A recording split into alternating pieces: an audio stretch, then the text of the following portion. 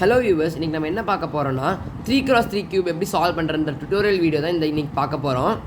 First நம்ம கியூபை solve பண்ண ஆரம்பிக்கிறதுக்கு முன்னாடி இந்த கியூபை பற்றி ஒரு இன்ட்ரோ பார்த்துடலாம். ஃபஸ்ட்டு பார்த்தீங்கன்னா எந்த கலருக்கு ஆப்போசிட்டில் எந்த கலர் இருக்குன்றதை நம்ம அனலைஸ் பண்ணி நம்ம புரிஞ்சுக்கணும்.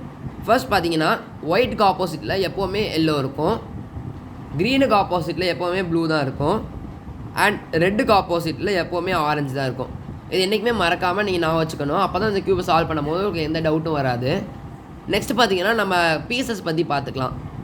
இந்த கியூபில் பார்த்தீங்கன்னா மொத்தம் 3 டைப் ஆஃப் பீசஸ் இருக்குது. அது என்னென்னு பார்த்தீங்கன்னா centres, edges and corners.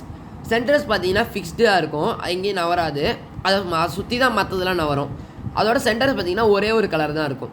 For example இங்கே ஒயிட்னா ஒயிட் தான் இருக்கும், க்ரீன் தான் இருக்கும். நெக்ஸ்ட் பீஸ் பார்த்தீங்கன்னா எட்ஜஸ். எட்ஜஸ் பார்த்தீங்கன்னா மொத்தம் 8 எட்ஜஸ் இருக்குது இந்த க்யூப்பில். இந்த 8 எட்ஜஸ் பார்த்தீங்கன்னா அது எப்போவுமே 2 கலர்ஸ் தான் இருக்கும் எட்ஜஸில். அதாவது ஃபார் எக்ஸாம்பிள் இங்கே பார்த்தீங்கன்னா white and orange, next edge பார்த்தீங்கன்னா ஒயிட் அண்ட் க்ரீன். ஸோ எந்த எட்ஜ் எடுத்துக்கிட்டாலுமே அந்த எட்ஜில் 2 கலர் தான் இருக்கும். ஸோ மொத்தமாக பார்த்தீங்கன்னா இந்த க்யூப்பில் டோட்டலாக 12 எட்ஜஸ் இருக்குது. நெக்ஸ்ட்டு பார்த்தீங்கன்னா கார்னர்ஸ். கார்னர்ஸ் பார்த்தீங்கன்னா மொத்தம் 8 கார்னர்ஸ் இருக்குது. அந்த 8 கார்னர்ஸ்லேயுமே பார்த்தீங்கன்னா கார்னர்ஸ் பார்த்தீங்கன்னா 3 கலர்ஸ் இருக்கும். ஃபார் எக்ஸாம்பிள் இங்கே பார்த்தீங்கன்னா ஒயிட், ஆரஞ்ச் அண்ட் க்ரீன் இருக்குது. நெக்ஸ்ட் கார்னர் பார்த்தீங்கன்னா ஒயிட், க்ரீன் அண்ட் ரெட் இருக்குது. இந்த மாதிரி பார்த்தீங்கன்னா மொத்தம் 8 கார்னர்ஸ்லேயுமே பார்த்தீங்கன்னா 3 கலர்ஸ் இருக்கும். ஸோ நெக்ஸ்ட் நம்ம டர்ன்ஸ் பார்த்துக்கலாம்.